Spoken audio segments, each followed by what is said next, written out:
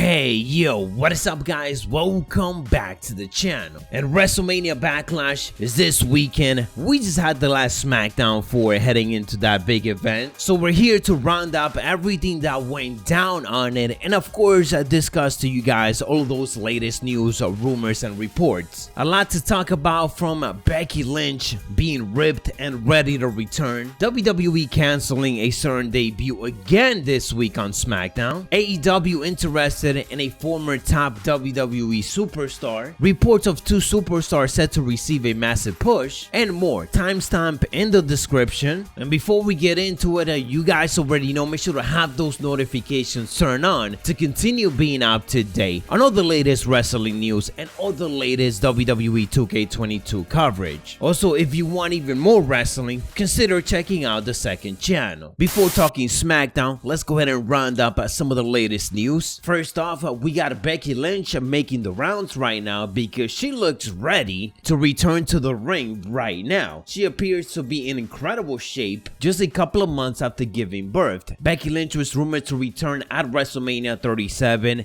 for a segment with Bayley, but obviously that never happened. Looks like plans ended up changing, and now we had a photo posted recently by Dead Boys Fitness, and in it we can see Becky Lynch training hard, and she appears to be in even better shape than the last time that we got to see her in the ring. She's shredded up, ripped right now, and ready to come back. Of course though, we don't know when that return is going to be happening. The last thing that we ended up reporting was that, much like a lot of the other top returns, WWE is kind of waiting for things to go back to normal, where there is a live audience at every single show, to start bringing these top talents in. One of those, of course, being Becky Lynch. With so many rumors right now that for SummerSlam, WWE seems to be using that as a reset, and even before that, in the middle of July, we're now getting reports indicating that WWE plans to return to having live audience on their main roster show for Raw and SmackDown, and of course the pay-per-views. Personally, I'm expecting that Becky Lynch return sometime right after Money in the Bank,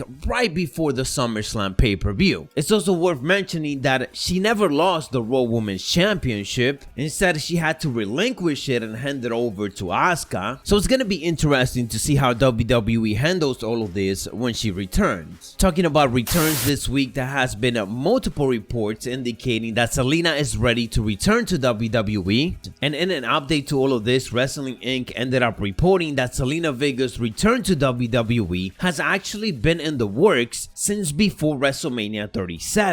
Fightful Select ended up adding that Zelina Vega was filmed walking into the Performance Center with Simone Johnson, The Rock's daughter, which really adds an extra speculation on what could WWE be planning for Zelina Vega. Ringside News did added that WWE is still trying to figure out the specific, and it's not confirmed which brand she is going to be returning in, but there are a few options available, including doing something with her husband Aleister Black's new character. Regardless of what Zelina ends up doing, she's still going to add it to that division because she's a great performer, she is a great manager, and pretty much on any other position that you put her in, she does great in. Sticking with Aleister Black, it looks like he is in line for a massive push and a potential brand change. Regardless though, if the push come, I don't really care on which brand Aleister Black is in, because I just want WWE to utilize the guy, because that's how good he is. We had a big report from WrestleVotes indicating that there's been talk in WWE about giving Damian Priest a big push and also moving Aleister Black over to Monday Night Raw. The idea is that the top of the Raw roster right now is weak and it needs some fresh faces on top now that Randy Orton and AJ Styles are competing in the tag team division. Personally, I wouldn't mind Damian Priest going after that WWE Championship or even Aleister Black. These are talents that WWE could definitely put in that main event position if they just build it up a little little bit and continue their momentum for the following months. They should use this summer to focus on both of them and a couple of other superstars and actually use these new talents that they don't even need to create because they already have them. Again, they just need to book them in interesting storylines, book them the right way in specific matches, and make it so that they could become a legit contender to those big titles. Onto some other news, there has been a lot of speculations and rumors and reports in regards to Bray Wyatt and why he hasn't been on WWE television after WrestleMania. We heard rumors of some personal issues, some mental health, and so on, but none of that has been really confirmed, so I don't want to dive into it too much. But we do got a report from Fightful Select indicating that Bray Wyatt has actually been backstage on more than one episode of Raw since WrestleMania, but he hasn't been there over the recent weeks. So far, the talent and the staff and their sources believes that he wants to be on WWE television right now, but it looks like maybe they don't have nothing for him or they're setting up for a next major storyline. So that is all the latest in regards to all of that. I do hope that we get to see Bray Wyatt back, because I already missed those Firefly Funhouse weekly segments building up and taunting his next opponent. I'm all down for Alexa Bliss to be doing what she's doing right now, but I really miss Bray Wyatt doing his thing.